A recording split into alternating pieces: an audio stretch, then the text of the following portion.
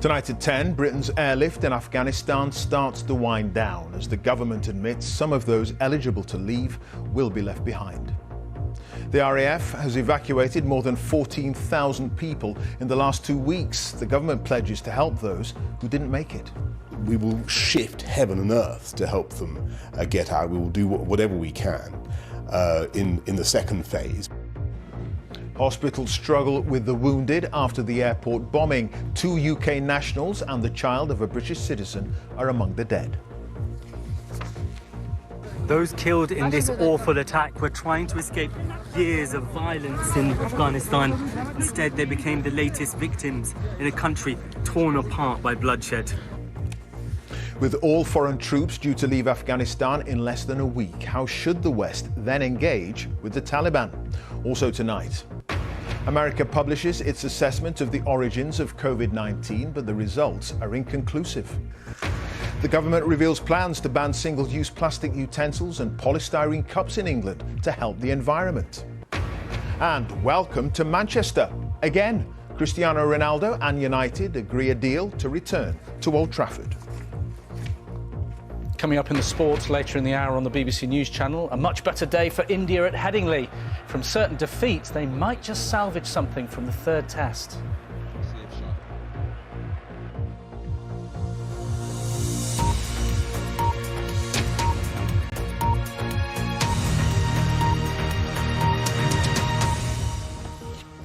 Good evening. The British operation to airlift thousands of Afghan and UK citizens out of Afghanistan is winding down, with UK troops about to begin their withdrawal.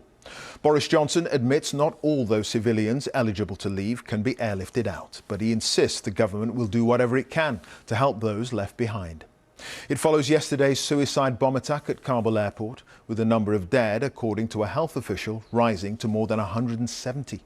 It's also been revealed that 2 of those killed were British nationals, along with the child of another British citizen. Our correspondent in Kabul, Secunda Kamani, has the latest and a warning his report contains distressing images. Distraught relatives search Kabul's morgues looking for their loved ones. This baby you managed to save? Yeah. But then there's another baby. Amongst those killed, Mohammed Niazi, a taxi driver from London who had travelled to Kabul to try and help his family get inside the airport. His eldest daughter and youngest child are still missing. His wife was also killed. His brother was at the airport alongside him. I saw some small children on the river. It was so bad. It was doom day for us. Many of those we meet say their relatives weren't killed in the blast, but by firing in the confusion afterwards. They believe by foreign soldiers. Somehow I saw the American soldier and beside this there were Turkish soldiers. So the fire come from the bridges, like the towers. From the soldiers? Yeah, from the soldiers. America's Department of Defense didn't reply to our request for comment. The suicide bombing claimed by the Islamic State group would have ripped through the densely packed crowd, causing panic. IS has repeatedly launched devastating attacks in the city. The blast has left 2-year-old Mohammad Reza fighting for his life. This looks set to be one of the deadliest incidents ever in this horrific conflict. So many of the victims, those who had worked with the international community. Noor Mohammed had been employed alongside American forces. The guy has served US Army for years. And the reason he lost his life. He wasn't killed by Taliban, he wasn't killed by ISIS. US Army started shelling. How can you be sure? Because of the bullet. The bullet went inside of his head, next to right here, near to his ear. He doesn't have any injury. These are Noor Mohammed's 8 children. He had hoped to give them a better life. Instead, this afternoon, they said a final goodbye. Those killed in this awful attack were trying to escape years of violence in Afghanistan. Instead, they became the latest victims in a country torn apart by bloodshed.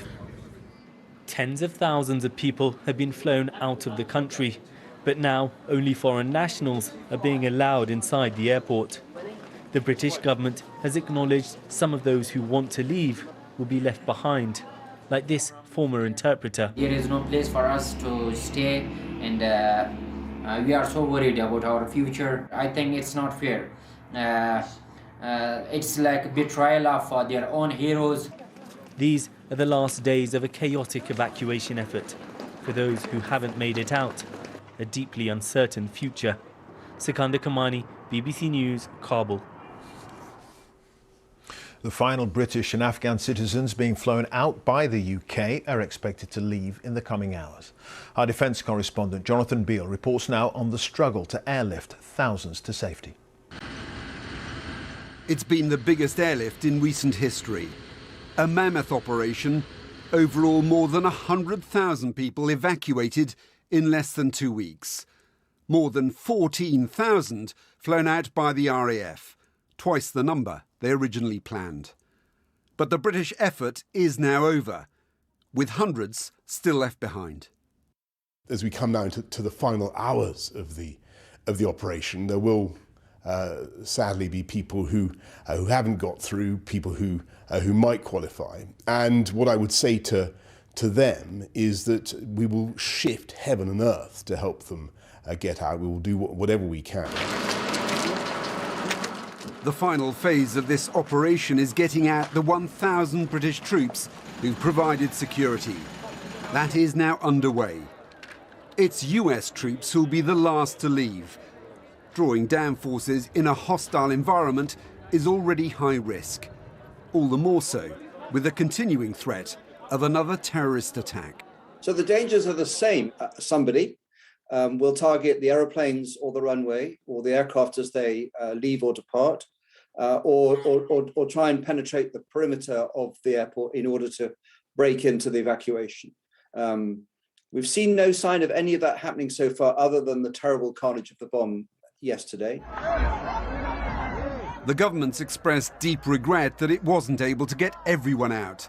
Those left behind may now have to join the rush for the border. Few of these were being allowed to cross into Pakistan. Around 1,000 Afghans who worked for the British are still stranded, living in danger. So how will they get out now? These are people that are eligible to come out because they've worked alongside us on the front line in Afghanistan.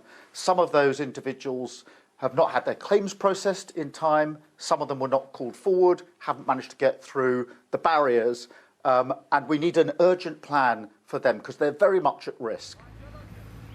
It's not just people left behind, but the military hardware of an entire army, trained and equipped by the US and its allies.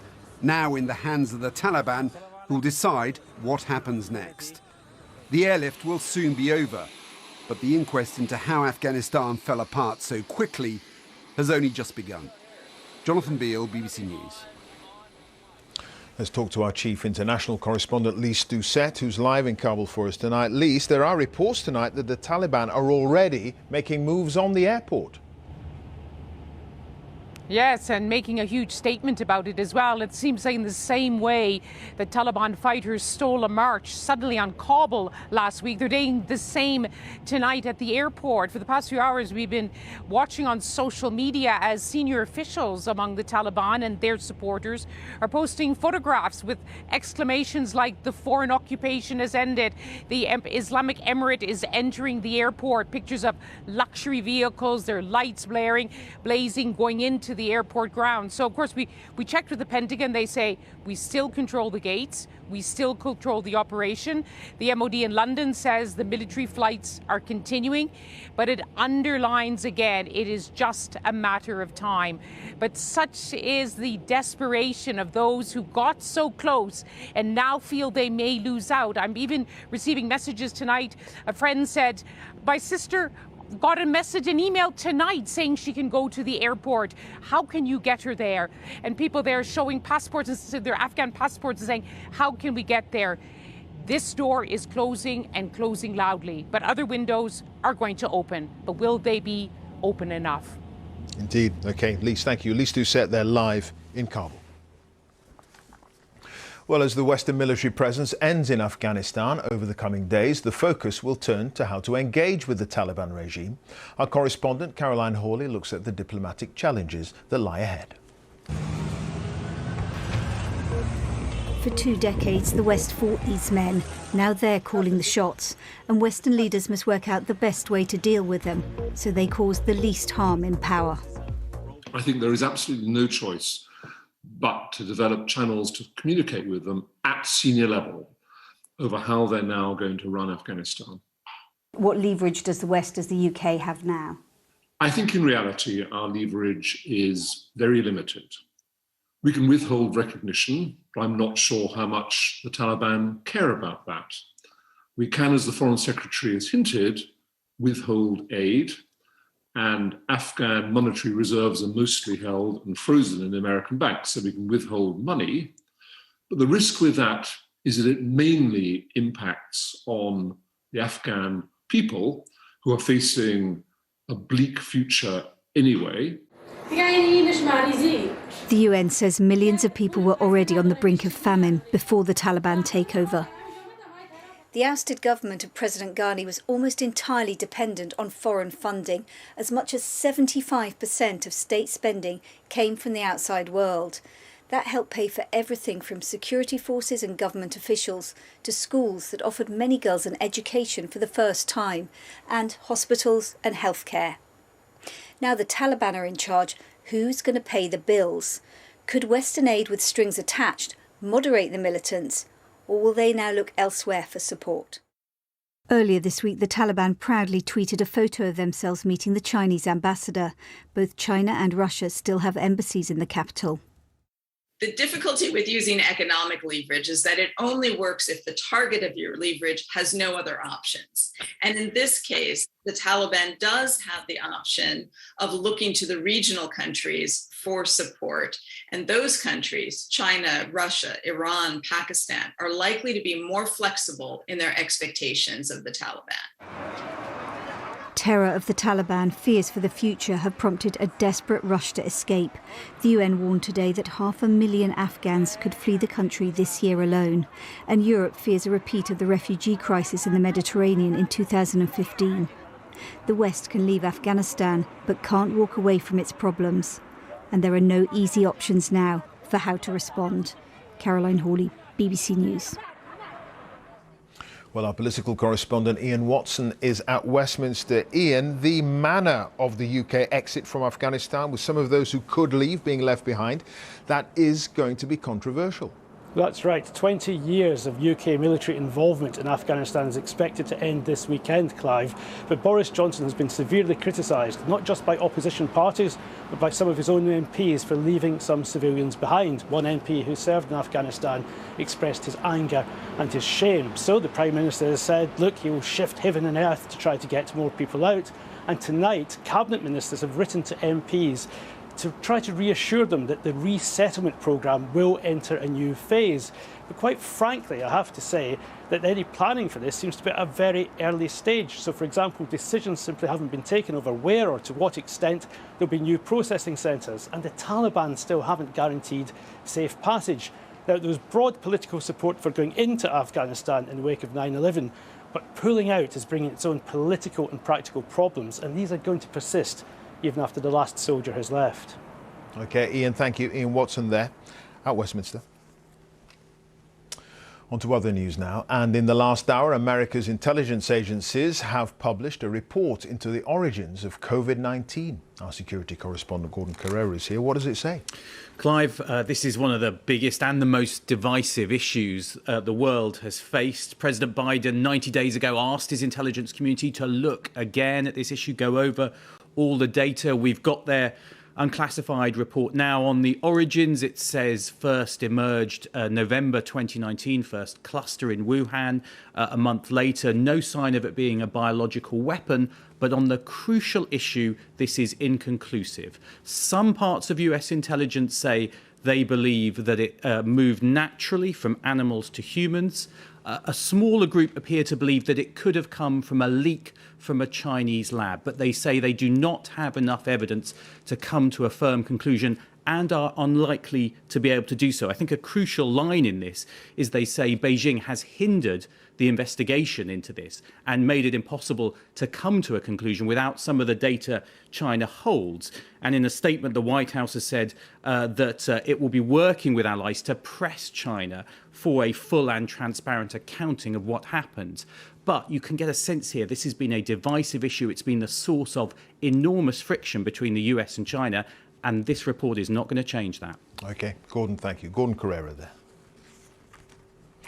Well, the latest coronavirus figures from the government show there were 38,046 new infections recorded in the latest 24-hour period, which means on average there were 34,177 new cases per day in the last week. The most recent figures show there were nearly 7,000 people in hospital with the virus as of yesterday.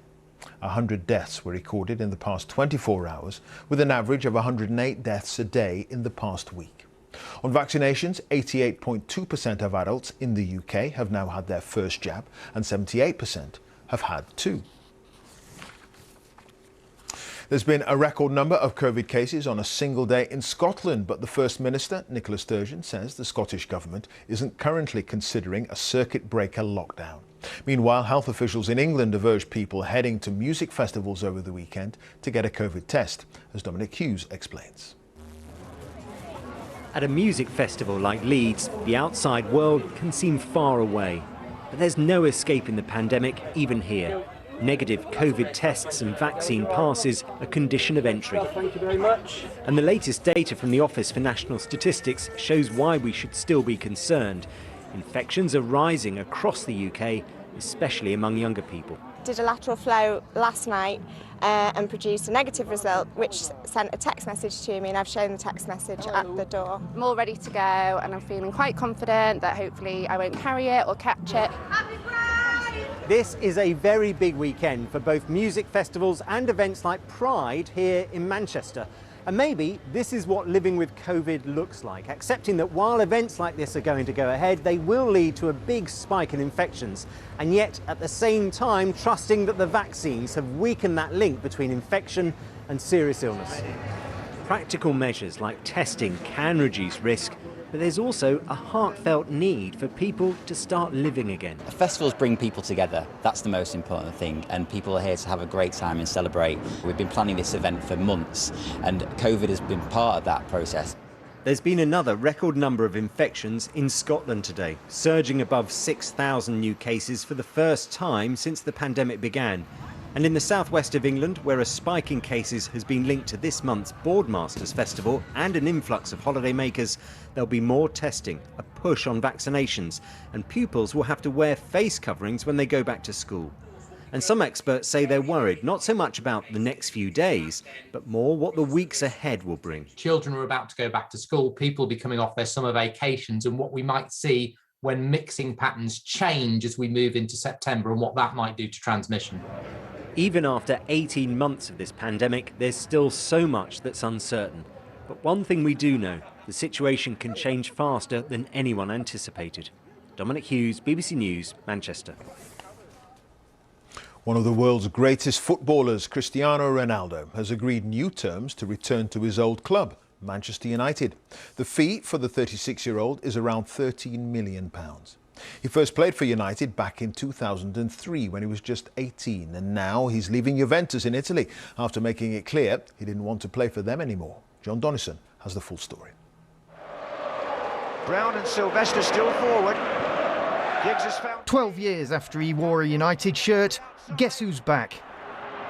Ronaldo! Most of the faces at Old Trafford may have changed, but speaking just before the signing was announced, the new boss clearly excited. Cristiano has been a legend of this club. He is a legend of this club. He's the greatest player of all time, if you ask me. I was fortunate enough to play with him. I coached him. The deal was confirmed in a short but sweet tweet. Welcome home, Cristiano. Viva Ronaldo! Cue celebration outside the club's ground. It is superb. I cannot describe the feeling that we have. Our man is back. Yes. All the talk this week, though, had been that Ronaldo was heading to the other side of Manchester. And this afternoon, City fans were putting on a brave face. Thank goodness for that. What a waste of money he'd have been. Way past his best. Ronaldo was a fresh-faced 18-year-old when he first signed for United back in 2003. Now twice that age, at least one half of Manchester will be hoping one of the greatest players of all time still has more to give. John Donnison, BBC News. Plans to ban single-use plastic plates, cutlery and polystyrene cups in England have just been announced as part of proposals to tackle what ministers say is the unnecessary use of plastics that wreak havoc with our natural environment. The measures will be considered in a public consultation this autumn, with Scotland, Wales and Northern Ireland having similar plans. Here's our political correspondent, Nick Eardley. This is our bamboo lunch set.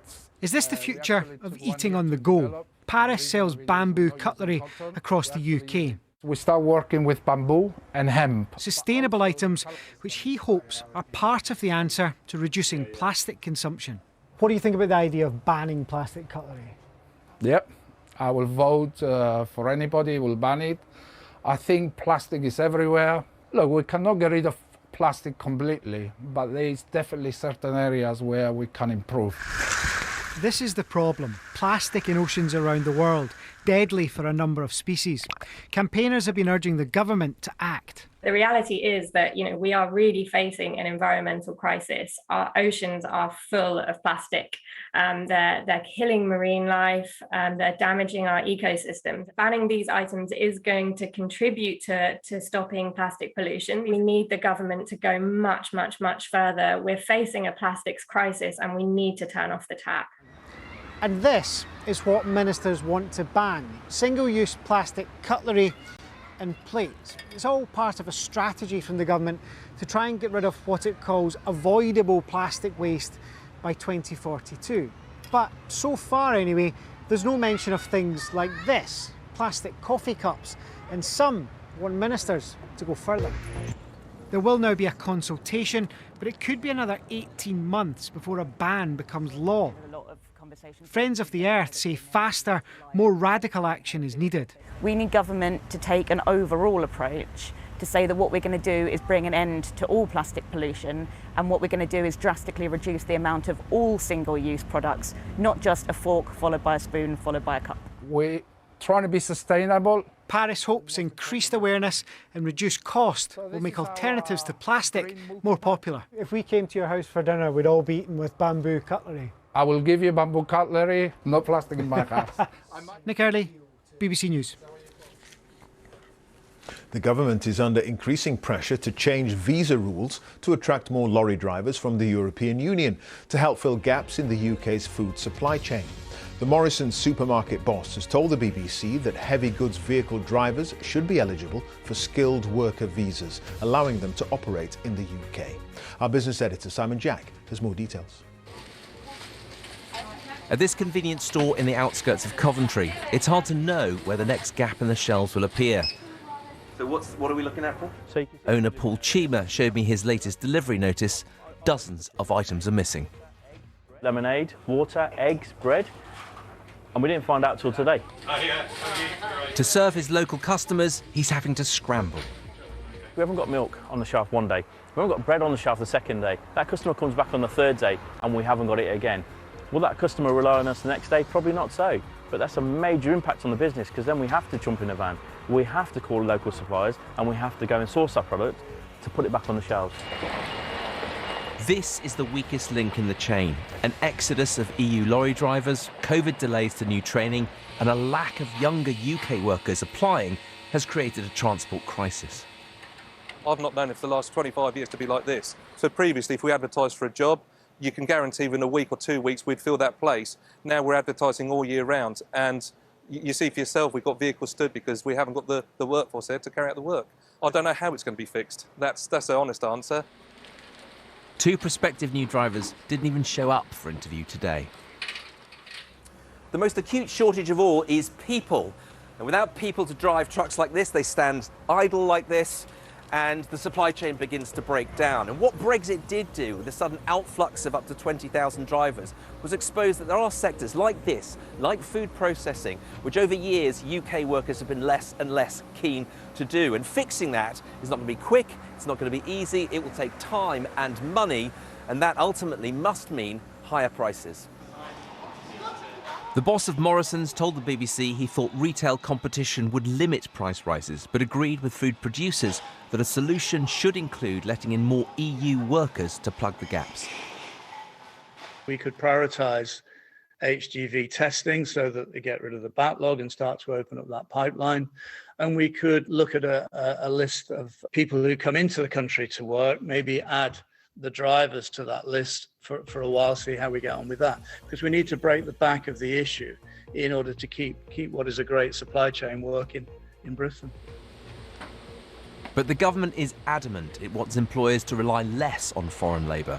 However, the UK food growing season is ending, meaning greater reliance on EU food in winter, precisely when further checks on imports come in. These problems could get worse before they get better. Simon Jack, BBC News. Britain's Paralympians have added 3 more golds to an already impressive tally of medals at the Games in Tokyo. Success for the cyclists and swimmers have put Great Britain in second place behind China in the medals table. From Tokyo, here's Andy Swiss. Rarely has British sport seen a more versatile or a more victorious athlete. For Kadina Cox, just the start of what could be another golden games. Cox is a cyclist, but also a runner. At the last Paralympics, she won golds at both. And in her first event here in the velodrome, she was once again unstoppable. The time trial is normally won by tiny fractions. Cox won it by more than a second. And she's done it in fantastic style. It was, she said afterwards, near perfection, and didn't her team know it? But her hopes of yet more multi-sport magic have only just begun. Well, there's no rest here for Kadina Cox. She has her second cycling event tomorrow, and then next week she switches to the athletics and the 400 metres. 2 different sports for this one remarkable athlete. Others, though, were also showing what's possible as Hannah Russell continued the gold rush in the 100 metres backstroke. 2 years ago, Russell took a break from swimming to focus on her mental health. To come back and win, she said, had made her so happy.